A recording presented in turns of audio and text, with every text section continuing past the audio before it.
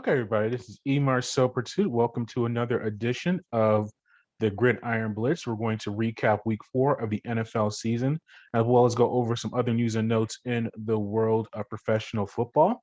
As always, to follow everything that we do, head to the mothership, the sportsinquirer.net, premier site for news and notes in the world of sports. You can always go on there and see our recaps and previews of the NFL season. We cover college football as well, especially in the southeastern part of the country where we're based in Atlanta. So make sure if you like the SEC and the ACC and even the Sun Belt Conference, make sure you follow us on the sportsinquirer.net, or you go to our social media platforms on Twitter, Instagram, and Facebook under the Sports Inquirer.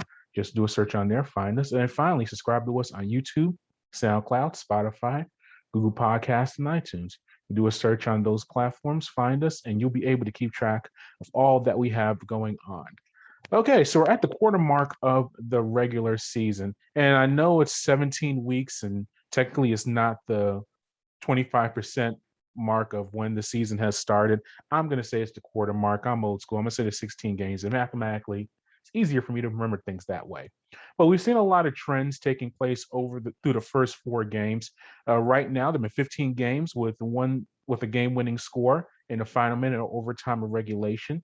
That's the most through the first 4 weeks of a season since 1970. So that's where we're seeing a lot of these teams are. I said in a preview or recap earlier in the year, with the lack of players participating in preseason, it's going to take 3 to 4 weeks before we really see where teams are overall, because we had many teams not even play their starters.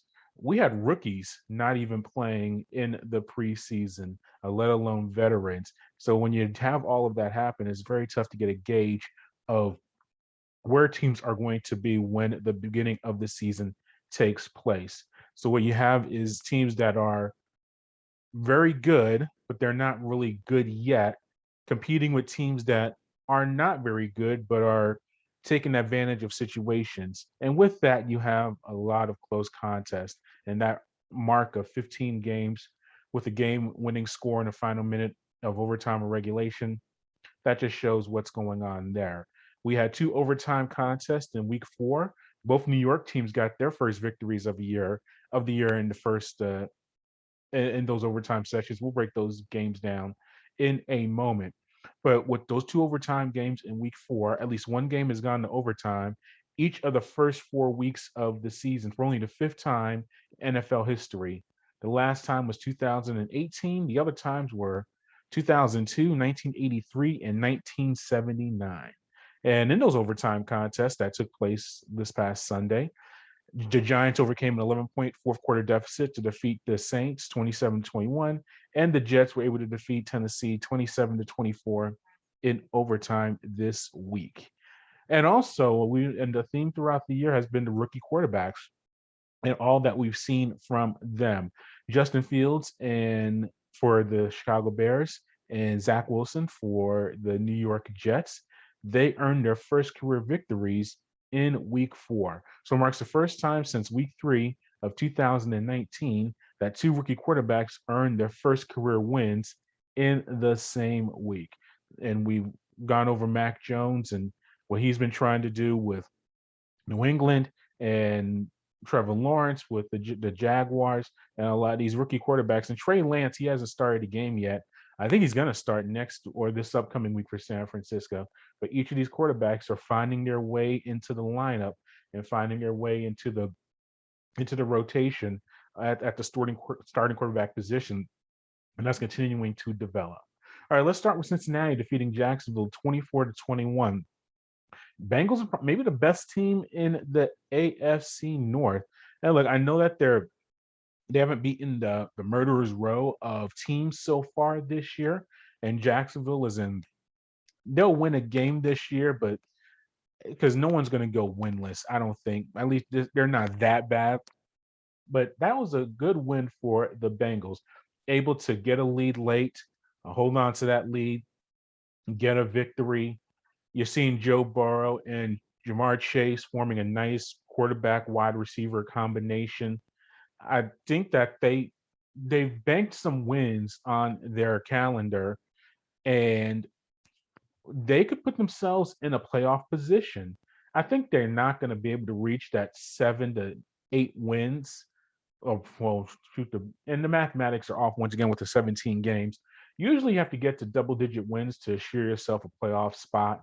But with the extra game, and I don't know what the mathematics are going to be. Do I see 7 more wins? They're 3-1 right now. Do I see 7 more wins on their slate? That might be asking a little too much. But if you're a Bengals fan, here are the positives. You have your quarterback. And he got injured last year with the torn ACL. He's looked really good so far this year. You have a star in the making for Jamar Chase as your wide receiver. You have a young coach that can grow and develop with them. Obviously, you need to work on improving your lines of scrimmage. They've been pretty solid so far this year, but you have a quarterback, you have a young coach, and for a Bengals franchise, which has not had a lot of success really since the early 90s consistently. And yes, I know they had the Andy Dalton years and they made the playoffs and things like that, but he has a franchise quarterback caliber guy that can lead you to a lot of places. So that's good for Cincinnati. As far as Jacksonville, growing pains are going to happen. They're competitive in these contests. They're not necessarily getting blown out, but Trevor Lawrence see more interceptions than touchdowns so far this year. That's expected. I think you get spoiled when you see a lot of these rookie quarterbacks come in and do really well. They're going to have their growing pains, and we'll get to that with the Bears in the future later on in this show.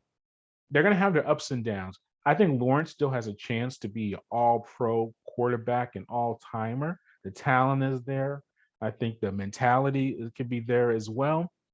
But the Jaguars are not a very good team right now, and they're going to go through their struggles. And I don't also think that they have the right leadership. And look, if you're listening to this or watching this, you've seen the video of Urban Meyer at his bar in Columbus, Ohio, having interacting with a young woman that was not his wife in a very intimate way.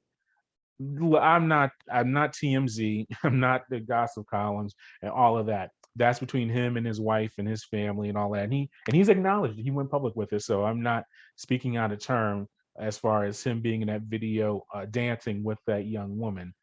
I'm not saying he should be fired. I'm not the moral police. As I said, that's between him and his family. But what it kind of highlights to me is that I don't know if this is gonna last long, or end well for Meyer in Jacksonville. I think that he's a college coach. That's his mentality. That's his approach. We saw the issues with the strength coach he brought in that had a very dubious past. He had to relieve him of his duties. We saw the whole Tim Tebow experiment in the preseason and everything that went on with that, bringing in an underqualified tight end or making him a tight end, underqualified football player, and trying to bring him onto the roster. I know you're best buddies with him. He did a lot for you in college when you were at the coach at Florida, but that was just a very immature move. And I look on the field, it looks like he just mentally is not. And I don't want to be a body doctor or look at everything going on as far as on the field. And I said, Jacksonville's been competitive in a decent amount of their contests. But I don't know if he's going to be the answer long term for them. We've seen him burn out at Florida and Ohio State when the teams weren't winning up to a high standard by those programs. And we saw the losses. We've seen him have physical issues and take time away to be with his family and all this other stuff. And I think just his personality is not long for the NFL. And he's a tremendous coach. He's one of the all-time coaches in college football. I'm not taking away his credentials, but I just see his mentality, his approach to things, and being with Jacksonville. They're not going to be good for a while. This isn't one of those deals where they go 3-14 this year, and then next year they're going to be in the playoffs and Super Bowl contenders. I know things can turn around quick in the NFL, but they are not close to that. This is 2-3 years of a rebuild to get to be a playoff contender, a division contender, and then maybe in the playoffs. I don't know if he has that amount of time mentally in him and physically because he has had issues with his health. And I don't wish death or bad health to anybody, but I see all of these signs of what's going on with him. And it's just not, I don't think it's going to end well for the Jaguars. Washington was able to improve to 2-2 on the season with a win over Atlanta, 34-30. Say what you want about Taylor Heineke, and I'm not critical of him at all. I just don't see he's not an elite quarterback, but what he does, he has a good arm. It has fire. He keeps his team competitive in all these contests, and he wins a decent amount of games. Remember last year in the playoffs, he had a very good game against Tampa in that playoff game and gave Tampa, I think, his toughest test in the postseason en route to the Bucs championship. He was not the starter coming into this year, but Ryan Fitzpatrick injured his hip. The the incumbent starting quarterback or the one they brought in to start. And I said it when it happened. I think Fitzpatrick is taking his last snap for the Washington football team. I think the reality is his age and hip injury at quarterback, that's a bad combination. But I think that it's also, we've seen Taylor Heineke become a serviceable quarterback for that team. Now, defensively, they're not where they were last year, and they have to make some improvements on that.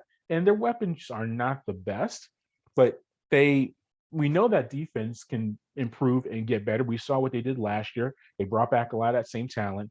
I think they can figure it out.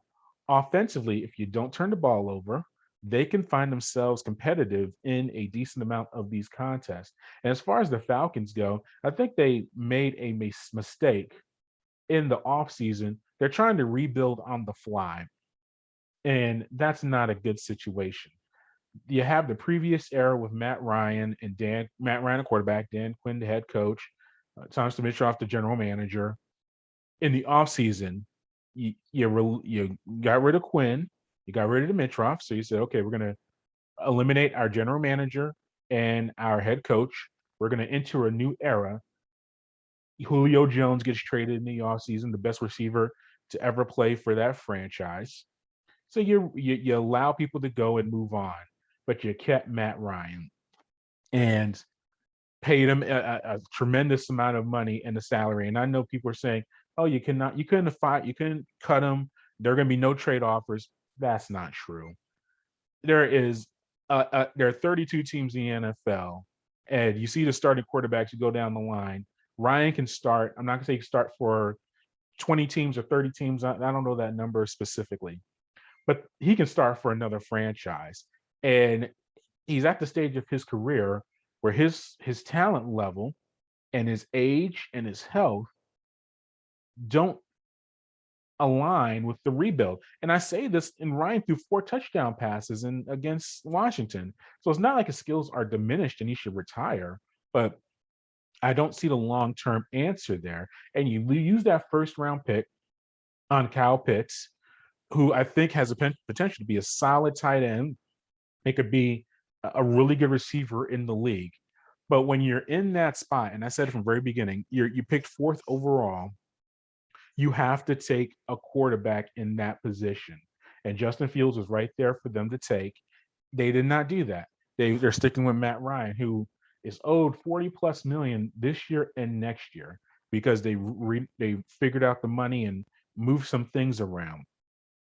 So what you have right now is arguably the worst defense in the NFL, one of the 4 or 5 worst offensive lines in the league. Calvin Ridley you probably have, I'll say Calvin Ridley, your wide receiver, and Grady Jarrett, your defensive tackle or defensive lineman, you moves around. Your kicker too, Wayne Koo. I'll say you only have 3 Pro Bowl caliber players on your entire roster. That's not good. That's a bad situation. And if you have Fields or you have some more, if you have it could have been Fields. You could have traded up and moved up a spot to get Trey Lance. There are a lot of things you could have done, or even Mac Jones. And I'm not a Mac Jones. I don't like him necessarily in that spot, but you'd have a little bit more hope and optimism in that franchise, and there isn't. And we're based in Atlanta. I'm finding a lot of apathy among the supporters and fans of that team. They're 1-3 right now, but they may as well be 0-4, and it's just not a good situation. Now they're not as bad as another team we're about to talk about in about 30 seconds, but it's not a good situation for the Falcons. And I just don't know what direction they go. You look at the draft, this upcoming draft, if you say, okay, this is Matt Ryan's last year, it's easier to release him. I don't know if the quarterback group is as good as it was last year. There's always a free agent available and everything like that, but the apathy among the fan base, that's not a good sign for the Falcons. And they'll win a few games here and there, but they're going to be a 5-12 type team this year, and that's not a good scenario. It could be worse though. They could be the Houston Texans, who were shut out against Buffalo 40-0. Before we get to Buffalo and all of the superlatives there, and that's my Super Bowl pick, by the way, to win it all. Not only to win the AFC, but to win the championship. And didn't look too good after week 1 when they lost to Pittsburgh, but they've turned it around and they played quite well. But Houston, what are you doing with Deshaun Watson? How can you field an NFL team like that with Davis Mills? And look, he's a local guy from Metro Atlanta, went to Stanford. That's why I know the guy, Greater Atlanta Christian. I don't know him personally, but I've seen his career. How can you throw him out there with this group of players, and expect anything else than what you've gotten from him? Negative passing yards at moments, negative rushing yards. It's not good at all for Houston. And you have Deshaun Watson sitting there. And this is what I've said at every show we've done, either previewing the Texans or recapping one of their contests. If you're the Texans, he's healthy, he's available to play, put him on your active roster and start him. If the league wants to come in and suspend him or put him on the commissioner's exempt list due to the allegations of the assault charges, that's on the NFL and on the league. He'll be compensated and paid, but it's not on you. If Watson continues his demands to be traded and doesn't want to play, then he can sit out and lead the team and you don't have to pay him. But if you're going to pay this guy the large amount of salary that you're doing and make him an inactive, healthy scratch, in essence, that achieves nothing for all parties involved. Well, you have to question Watson as well. But I know he doesn't want to play for the team, but still, I find it very odd that he can, and I'm not talking the off the field stuff. That's a whole nother issues to deal with. But as far as on the field, the fact that he does not want to report to the team, and he goes to practice every day because he has to report to get paid. The fact that he walks through those doors with the Texans and doesn't even suit up to play the games, not even as a backup, not even faking an injury. Usually they'll say, "Oh, it's a bad back or a strained quad or something you can't really, no tears or anything." But there's nothing wrong with him physically, and Houston is just a absolute colossal mess right now. And Buffalo, they took advantage of it. They've scored 35 points in at least 35 points in 3 consecutive games, which is a big mark for them. They had a shutout in week 2. So they have reported 2 shutouts in the first 4 games of a season. Only other teams to do that, at least in the Super Bowl era, are the Baltimore Ravens in 2000 and the Washington football team in 1991.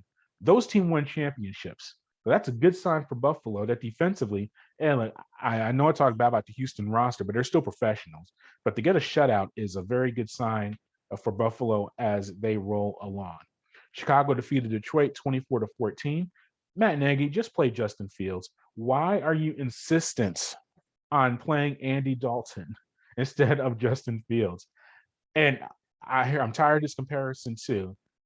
Why don't they sit him and let this is the thing with Justin Fields. He's going to have to play to get better. He's going to make mistakes. They expect him to go in. Justin Herbert, who had a very good rookie year last year, 30 plus touchdowns, I think less than 10 interceptions. He made mistakes. He grew and he evolved into maybe the best quarterback in the NFL after what we saw last night against the Raiders. He's going to make mistakes. Mac Jones is going to make mistakes. All of them are going to do things and make mistakes. Trevor Lawrence, I talk about more interceptions than touchdowns. You still see 2 or 3 throws a game that he shows his elite talent, and he's going to learn from those errors and mistakes and maybe making the right. He sees one read, throws an interception. He'll know next time to not throw in that area. You're not going to do that on the sideline. And all the comparisons I've seen of guys that have sat for a few years or a few games and have become elite all-time quarterbacks.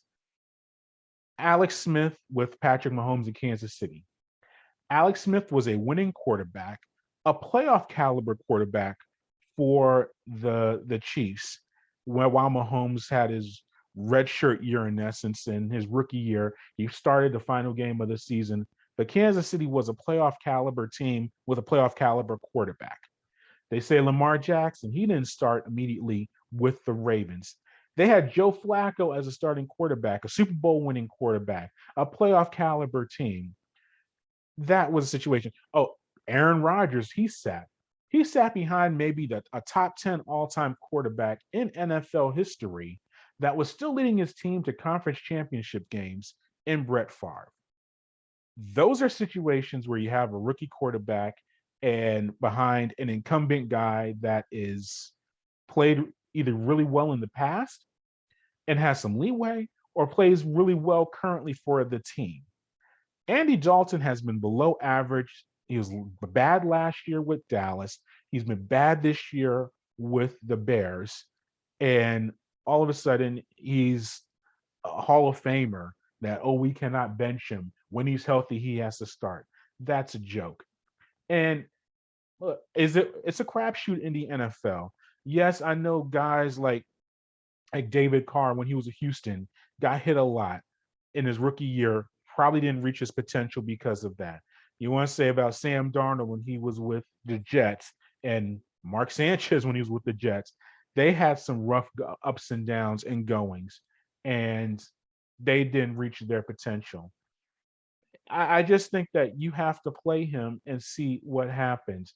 And he showed marked improvement from 2 weeks ago when he had that really bad game against the Bears, where he took all of those sacks. I think the team got sacked 8 or 9 times in that contest. He looked better against Detroit in the 24-14 win for the Bears. He was able to go outside the pocket, run a little bit. He made some nice throws down the field. Was he perfect? No. But you saw marked improvement. And I'm not going to say he's going to turn into a Hall of Famer this season, but you're going to progress him at a faster rate if you let him play this season and go through the ups and downs. He's going to have a 3 interception game. He's going to fumble the ball. That's going to happen. But he's also going to have contests where he looks really well and he puts you in a better contention to win than Andy Dalton can right now. I just don't understand what Nagy is doing with just stick with Fields. Dalton's a professional. He's a pro. He understands the deal. You're not going to offend him, or if he wants to go home and he wants to be mad and sulk and go home, let him do that. But the fact that you're not starting this guy and starting Fields or giving him that confidence that you are our guy. We selected you in the first round. We saw your talents at Ohio State. This is your team to run. And if it doesn't work out at the end of the season, if he has a disastrous run, sports wise, then you go another direction. But if you sat him down this whole year, then you got to go into another year where you don't know what you're going to get from him. I just don't understand that concept and that approach to things that they're doing in Chicago right now. A team that is playing well right now are the Dallas Cowboys. They improved to 3-1 on the season with a 36-28 victory over Carolina.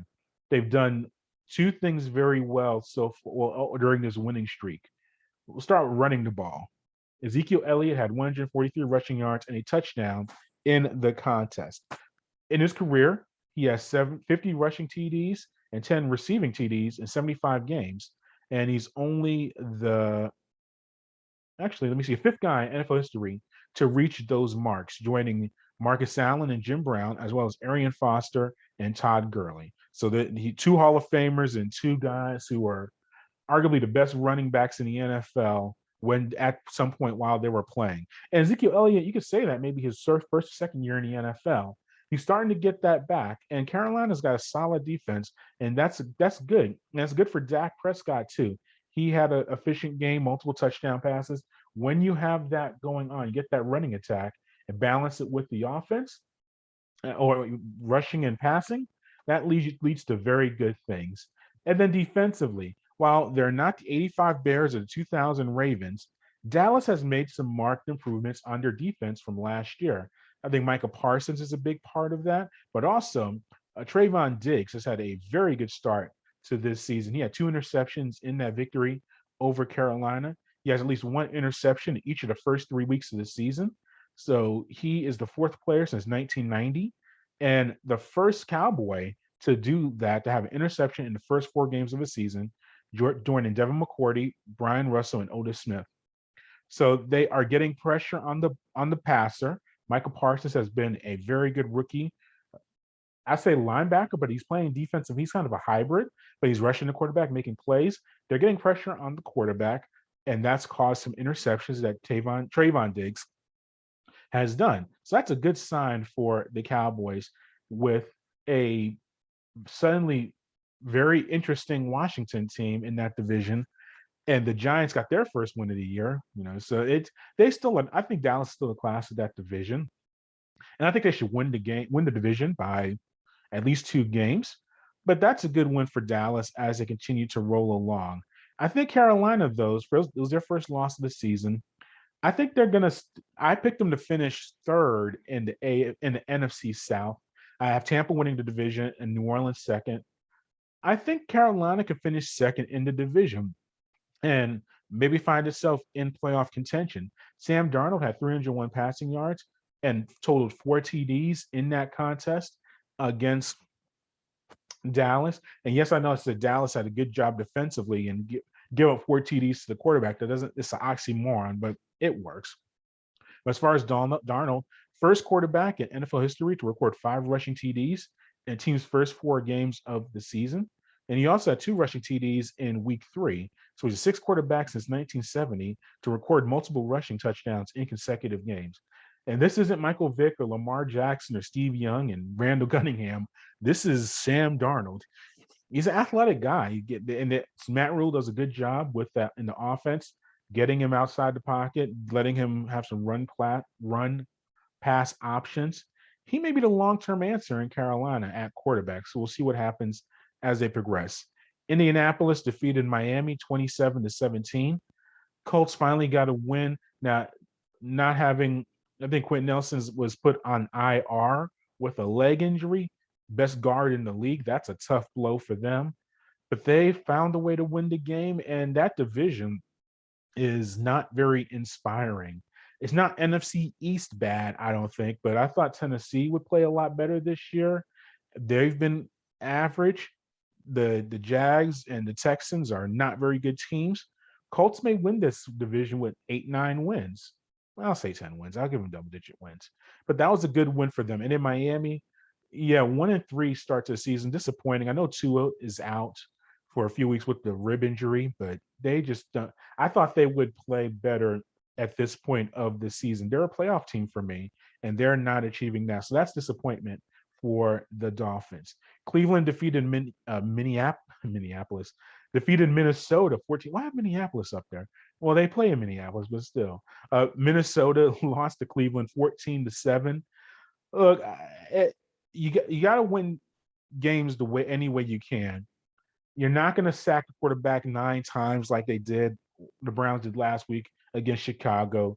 You're not going to have games where Baker Mayfield throws for 350 yards or Nick Chubb has 4 rushing TDs in a contest.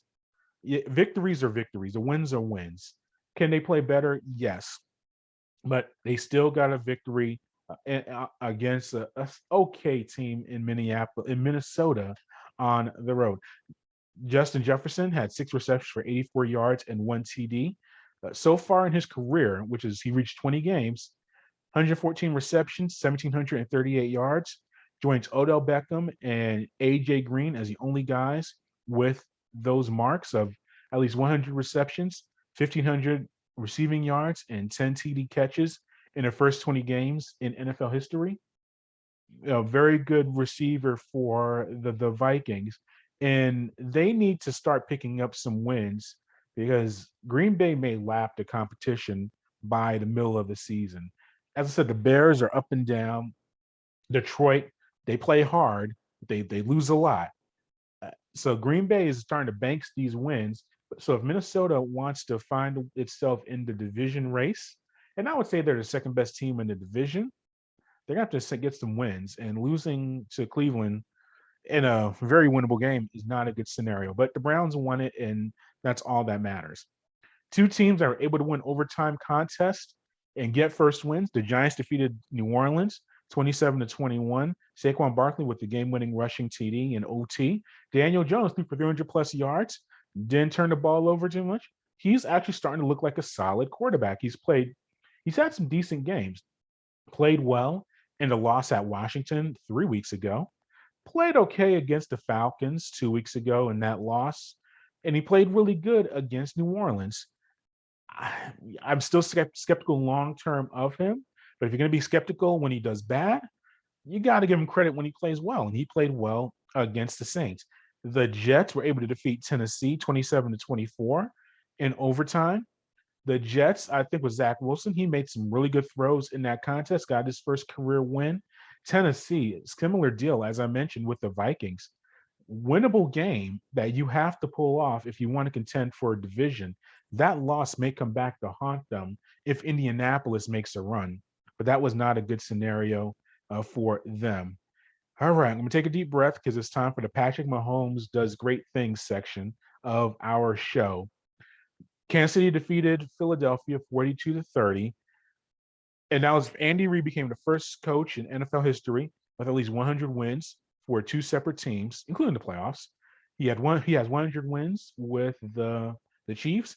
And of course, he spent 14 years with Philadelphia and had 140 victories with them as well. So that was a big mark for Andy Reid returning to Philadelphia, where he spent all of those years. So Mahomes, 5 TD passes in the contest. I laugh because it's just ridiculous. Tyreek Hill, he's been, I don't say slumping, but he's been maybe not wanting to, he's been wanting to get more targets, to get more involved in the offense. I think 11 receptions, 186 yards receiving, and 3 TDs is enough involvement. So I think Tyreek should be happy this week with that. But Mahomes, 40 wins in his first 50 starts. Ken Stabler is the only other quarterback to achieve that mark. Those 5 TDs, 5th quarterback in NFL history with at least 3 TD passes in his first 4 games of a season. All the other guys on that list, Hall of Famers or future Hall of Famers. Tom Brady, Steve Young, Dan Marino, Kurt Warner. As I said, he is statistically at this pace, he's going to shatter all of these records. And once again, another one. First player with 4 TD passes, or first player with 4 games with at least 5 TD passes in his first 50 games. Only other guy to do that or reach that mark, Dan Marino. Another Dan Marino mark he reached this game. 45 career games with at least 3 TD passes. Joined Dan Marino in his first 5 seasons. Only other guy to do that is Dan Marino, who had 33 of those games in his first 5 seasons. So Mahomes has to reach 8 more times this season, at least 3 TDs to tie Marino. I wouldn't put it past him. And Hill, as I mentioned, 5th career game with at least 180 receiving yards, 5th guy in NFL history to have at least 5 games of at least 180 receiving yards in his first 6 seasons. Another list of Hall of Famers and future Hall of Famers. Lance Allworth, Charlie Hennigan, Isaac Bruce, Antonio Brown. He's on pace to be a Hall of Famer himself as well. But Kansas City, it all comes down to defense with them. They put up all these numbers. In Philadelphia, yes, they're not the best defensive team in the world. But but offensively, we've seen their struggles, and Philly was still able to put up 30 points in the contest. That just shows you the Chiefs are going to put up a lot of points and play really well. But defensively, you're just very concerned about them. And that division is much improved. I think the Chargers are coming. They may be here. The Raiders are 3-1 on the season. Even the Broncos are a solid team in that division. So they got to keep pace. And they haven't really played. They lost at home to the Chargers already. They still have to get Oakland, or they still get Las Vegas and Denver. But that's a highly competitive division. So they really needed that win against an inferior team. The Cardinals are still undefeated on the season, defeated the Rams 37-20. DeAndre Hopkins had 4 receptions in the contest for 67 yards. Hop is 29 years old and has 764 receptions, and he's tied with Larry Fitzgerald for the most receptions by a player prior to his 30th birthday. He doesn't turn 30 for another 200 days, so he'll break that mark with one more catch. But Hopkins is a tremendous weapon for Kyler Murray, who is probably your quarter pole MVP so far this year. Of a big win for Arizona, getting a win over the Rams. I still think the Rams are a playoff team and going to have potential to do some good things. Letdown game for them, though. Last week, big win at home over Tampa. It was the game of the week. You saw all the stars out there, all the celebrities. It was treated like a Super Bowl. And to come off of that game and to play Arizona, and Arizona's a solid team, but it's not Tampa, you knew the letdown was going to be there. I still thought they could win the game, but losing by 17 is a pretty solid amount to lose by. But I think that the Rams should still be okay this year. Defensively, they're not where they were. It's surprising because they return a lot of talent. I think they have the best defensive lineman in the game in Aaron Donald, the best cornerback in Jalen Ramsey. They had the best defense in the league last year, but they're not doing that this year. Yet offensively, they're a little bit better. And I don't know, the balance just is not there with the Rams where they should be. But big one for Arizona, though. And I still have my doubts about Cliff Kingsbury as head coach. And Kyler Murray is playing so well right now, but you worry about him wearing down. I'm not saying breaking down. I don't want to put injury on him, but we've seen him wear down every season he's played in the league. He starts off really well, but the fatigue and just the physicality of the season wears him down. If he can stay playing at this high level, they can contend for the division title and maybe even get some home field advantage. So it's very interesting to see what happens with Arizona. Seattle got a very big win at San Francisco, 28-21. The Seahawks really needed that game if they wanted to keep pace in the division. Russell Wilson, 3 TDs in the contest, 2 passing, 1 rushing, no interceptions, rating of 116, 100th career game, 100th career win for Russell Wilson in his career. Joined Peyton Manning as the only other quarterbacks with 100 wins in their first 10 seasons in the NFL. So that's a big mark for Wilson. As I mentioned, that passer rating of 110 with no interceptions. He's achieved that mark in each of the first 4 games of the season. He joined, and these are some names I had to look up, joins John Hadle and Milt Plum as the only quarterbacks to do that through the first 4 games of a season.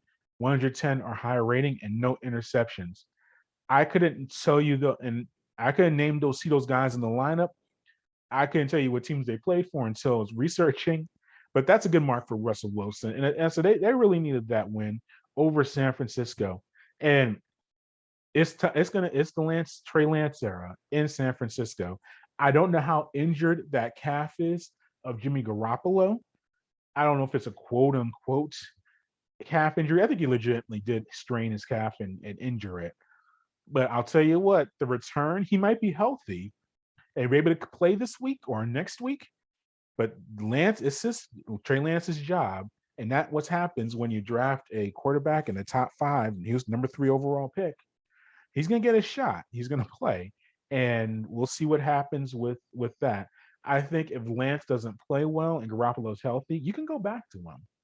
But I think Lance, because I think Garoppolo is a competent quarterback. He's had a not the best start to the season, but they are really invested in Trey Lance. I think Kyle Shanahan, the head coach, likes to get Lance in there. We've already seen Lance in some packages already this season.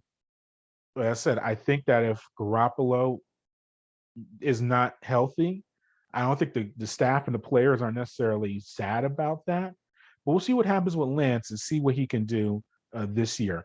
Baltimore defeated Denver 23-7. The Ravens were able to tie a mark that it's probably one of the more, I don't say unbreakable records, but a record you really don't think about as far as the NFL goes. They rushed for 102 yards in the win over Denver. Baltimore has rushed for at least 100 yards in 43 consecutive regular season games, joining the Pittsburgh Steelers for the longest streak in NFL history. The Steelers did it from 1974 to 1977. So this is a mark that has stood for more than 40 years if they could rush for more than 100 yards in their next contest. As I said, it's a mark you really don't think of, but that's a very good, I mean, that's a tremendous record. Shows the skill of Lamar Jackson and the offensive line and everything like that. I still think they need to throw the ball a little bit more if they want to reach their potential of reaching Super Bowl aspirations, which some think they have. But I think also you saw in that contest a big touchdown catch by Hollywood Brown for the Ravens. Remember in the Detroit game last week, he had at least three drops that could have possibly led to touchdowns for the Ravens. And that made that contest a lot closer, required a Justin Tucker 65-yard field goal, set the record for the longest kick in NFL history, did it at the buzzer. All of that could have been avoided if Brown made some more catches, but he caught a very long touchdown pass in that contest against the Broncos. That's important for him and his confidence, and to give that verticality to the Ravens offense that they will need if they want to progress further than just the first round of the playoffs. Green Bay defeated Pittsburgh 27-17. Aaron Rodgers, 3 touchdowns in the contest, 2 passing, 1 rushing, no interceptions. He has 420 career touchdown passes, which tied him with Dan Marino for the 6th most all time. After that opening loss to the Saints in Jacksonville, Green Bay has started to find itself. You saw him defeat Detroit and get a victory, win at San Francisco on Sunday Night Football, get a victory over Pittsburgh. They are still, and they're my NFC representative in the Super Bowl. When you have Aaron Rodgers on the roster, and if he stays focused and plays well, they're going to be in there. They could beat anybody in the NFL. They're right there as far as the top 4 or 5 teams in the NFL, and they're showing that. Roethlisberger threw his 400th touchdown pass in the contest, 8th guy in NFL history to reach that mark. And he actually, Dan Marino, he surpassed him for the most passing yards, 6th most passing yards of all time. I just think that you bring that all together, and those are nice numbers for Roethlisberger. But I think the Steelers are going to go as far as Roethlisberger goes, and he is not that guy anymore. I hate saying that he's done and should retire, but he is, and I'm not comparing him even to his Super Bowl winning days with the Steelers. He's not even as good as he was 2 years ago, and even that was questionable starting quarterback type play. And they have no alternative. Mason Rudolph is not the answer. I know Dwayne Haskins is on the roster. He's a reclamation project that they took on from Washington last year. They're going to have to ride with Roethlisberger, and they just do not throw the ball vertically deep. It's a lot of short passes. Najee Harris is a nice running back for them that can catch the ball out of the backfield, but they are not vertical enough to really challenge any defense. And they still may be the worst team in that division. Record-wise, they're getting there. And Baltimore is right. Baltimore's better. Cleveland's better. The Bengals are 3-1. We talked about them earlier. They may be the worst team in the division. And I don't think in my lifetime, and I was born in 1981. I mean, I know they had some lean years in the mid to late 80s towards the end of the Chuck Noll era, but even then they were a playoff team. I remember watching them play in the playoffs against Houston and things like that. And then even when Cowher got there, I don't think Cowher maybe had one losing record his whole time with the Steelers. And Mike Tomlin has never had a losing season with the Steelers, and he's been there close to 15 years now, at least 15 years. This may be the worst Steelers team I've ever seen, which is, once again, I'm 40 years old. That has been a long, long time to be at a winning level. But they offensively, they just do not score enough. Defensively, without TJ Watt, who is maybe the best lineman or linebacker in the NFL, and he definitely is maybe the best pass rusher in the NFL. He's out with that hamstring injury, a leg injury. He's out for another week or two, probably. It's not looking good for the Steelers right now. I just don't know where, and they'll win a game or two. They're not as hapless, I think, as Houston or Jacksonville, but by the Steelers standards, and we're talking 8-9 wins at worst, and that's winning record or close to it. I don't know. This might be a 4-13 type season for the Steelers, and I said that's very rare in my lifetime, and probably your lifetime, listening or watching us, that's been a scenario or situation that's taken place. So that's going to be very interesting to track as we progress through the season. Tampa defeated New England 19-17. Yet I tried to avoid a lot of the Tom Brady stuff before the week, him returning to New England. And I thought it was, we'll get, as far as the Brady return, yeah, it's fine. The fans cheered him or booed him and all of that. That's fine. Obviously, when you need to give him a standing ovation, because New England, we talk about how hapless Jacksonville and Houston are. No, to be fair, but when Bledsoe got them to a playoff caliber, Aaron, they made the Super Bowl appearance with Bill Parcells. So they weren't hapless when Brady started there. They were a borderline playoff team. Before Parcells got there, the late 80s, early 90s, brutal football in New England, to the point where they were very close to relocating before Robert Kraft bought them.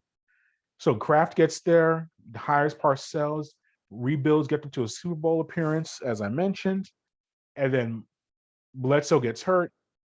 Belichick is the head coach by then. Brady subs in. 6 Super Bowl later, a dynasty, all-time greatest run in professional football history. All that stuff. I know he went to Tampa and as a free agent and left the team, but you got to give him a standing ovation. A lot of guys did, the fans. They cheered him pregame and everything like that. Now, once the game starts, you want to see your team win and all that stuff. But still, I thought the fans did a pretty solid job there as far as that goes. And then with Belichick, and whether he addressed them in the offseason, and did he call him to return or didn't want to see him face to face. And then even after the game, they met in the locker room like 20 minutes afterwards. Look, those guys, I know they may not be the best of friends, but as far as work colleagues, they achieved something that no other group of coach and quarterback ever achieved. Not Walsh in Montana, not even Lombardi and Bart Starr, not even Paul Brown and Otto Graham, for all of you old school fans out there that really want to take it back. None of those guys achieved what they achieved, winning all of those championships together. And not even Starr Lombardi, they won 2 Super Bowls and 5 overall NFL championships. Chris Russo's think that guys under 40 don't know their sports, but I know my history, and I'm doing that off the top of my head. But anyway, point is with that is those guys achieved so much professionally together, and the ending wasn't the best. We all know that. But professional recognition, they elevated themselves probably to the best of their individual crafts. Belichick, probably the best NFL coach of all time. Brady's probably the best quarterback of all time. They needed each other, and they grew together. So what if they wanted to part ways? And I think it was mutual. You worked together 20 years like they did. It was time to move on. I don't think there's hate between the two or malice like the media tries to. And I'm part of the media too. So what a lot of people try to put out there. But they're going to be at reunions for the next, Lord willing, if they're both healthy and able, for the next 10, 20 years. They're going to have a lot of great memories. Don't be shocked if they do it. Saw the Bill and Bill with Parcells and Belichick. Those two really didn't like each other. I grew up in New York City, and I'm a Giants fan still to this day. So I remember that parting. Those two really didn't like each other, and they had success together, and they were able to sit down and do that documentary together, that 30 for 30. Trust me, and I've talked to media members that were older than me in that era. If those two can mend fences and grow to and find a way to have mutual respect for each other, Brady and Belichick is child's play compared to Belichick and Parcells. So they're gonna do stuff together. They'll be good. But yeah, I think that. But as far as the contest itself, New England just does not do enough offensively to contend with a team like Tampa, and Brady did not have his best game. And for a guy who's ice cold in these type of situations, he's seen every scenario. You could tell that he was not completely himself as far as accuracy. He didn't throw well majority of that contest. The weather wasn't the best either. It was rainy and everything like that. But Tampa did enough to emerge with a victory and keep themselves in a very good spot in the division and doing well there. I think New England, they weren't a playoff team before the season, in my opinion. I know they spent all that money on free agents and everything like that, but they still don't have a dynamic offense, and that's really going to hurt them. Defensively and special teams, they're going to do okay. Belichick is going to make sure that they are solid in that regard. But offensively, they just do not score enough points in this era where you can't win games 17-14 every week. You got to get into the 20s. Half the time, you got to get into the 30s to win contests. And they don't have the offense to do that. And until then, they're going to be they'll win one, lose one, win one, they'll lose one. That's enough to get you about 6 or 7 wins, maybe even 8 or 9. Get a few breaks here and there. But as far as the postseason, that's not a good recipe for them. And finally, the Chargers defeated the Raiders 28-14.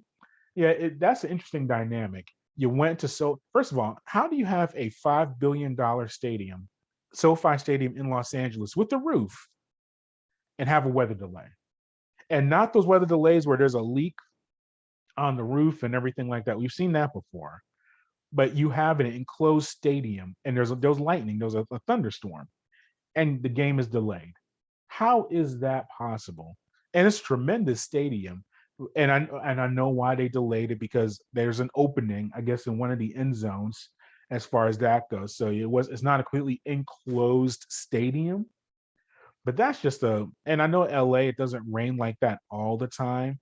And that was just a bad coincidence where you have a rainstorm like that in the middle of a football game. That happens maybe once every 2-3 years in Los Angeles, literally. But man, that was just a bizarre thing. But as far as the game itself, look, the Raiders, we knew were not going to go undefeated this year. We knew that they would have a hiccup. This was their hiccup. The Chargers are a team that I really should have respected as a playoff contender. I don't have him in my playoff picture, but when you have Herbert, who, as I said, is another 3 touchdown passes in this contest, when he's emerging as, I don't know if he's Aaron Rodgers or Tom Brady level, even a Russell Wilson, but he is, or even a Josh Allen. I think those are my top 4 quarterbacks in the league right now. But Allen is, oh no, but I think that Herbert is putting himself in that conversation as a top 5 quarterback in the NFL. And their defense is better than you think. With Bosa being able to rush, they have a solid defense. Offensively, they have some decent weapons, but it's really about Herbert. And if they can keep him upright and protect him, he is a playmaker. He can make every throw. His arm talent is there. When you watched him at Oregon, and it was interesting because I think that his best year was his junior year at Oregon. You saw flashes of this throughout that junior campaign. I think he led him to a BCS Bowl. I want to say the Rose Bowl, one of the bowls. But then he came back for his senior year. And that was that was questionable because people saying he's going to be a number one pick, but he wants to come back. But he's from Eugene, Oregon, literally, and he wanted to play another year for the Ducks. And he had an up and down senior campaign, really good games, but not so good games. And I think that's why you saw him fall in the draft because he should have been the number one overall pick. But what you're seeing now with the chart, and I think his mentality and his approach, he kind of has that Eli Manning vibe. And as a Giant supporter, I went through this as well. You want to see your quarterback fight. You want to see the emotion, the fire, the passion. And with Eli Manning, whether they're winning by 20 or losing by 20, he had the same face, the same approach to things. And that could be frustrating as a fan. And as an evaluator, you can kind of see that is he apathetic? Does he care? But he has proven to be a special talent at the quarterback position. And that division, I still think Kansas City finds a way to win it because they still have the best quarterback and probably the best offense. I'll give you that. But defensively, they may have the worst defense in that division. And Mahomes cannot overcome all of these bad defensive efforts. The Chargers defense is not exactly all time itself, but it's respectable. So I think that the Chargers are going to find themselves, they may not score as many points, but they're not going to give up as many. And that may even things out in that divisional race. I still think the Chiefs win that division.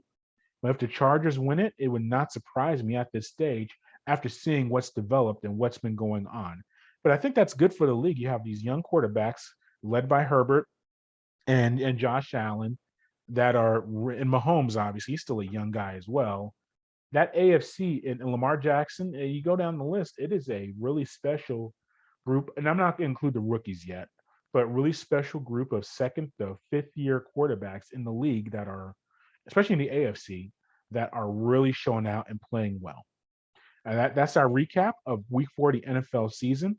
As always, follow us on the sportsinquirer.net, premier site for news and notes in the world of sports. You can also go to our social media platforms on Twitter, Instagram, and Facebook under the Sports Inquirer. And finally, our audio and video hosts, such as YouTube, SoundCloud, Spotify, Google Podcasts, and others. Do a search for us on there, follow us, and keep track of all that we have going on. Until next time, good fight, good night, and be safe.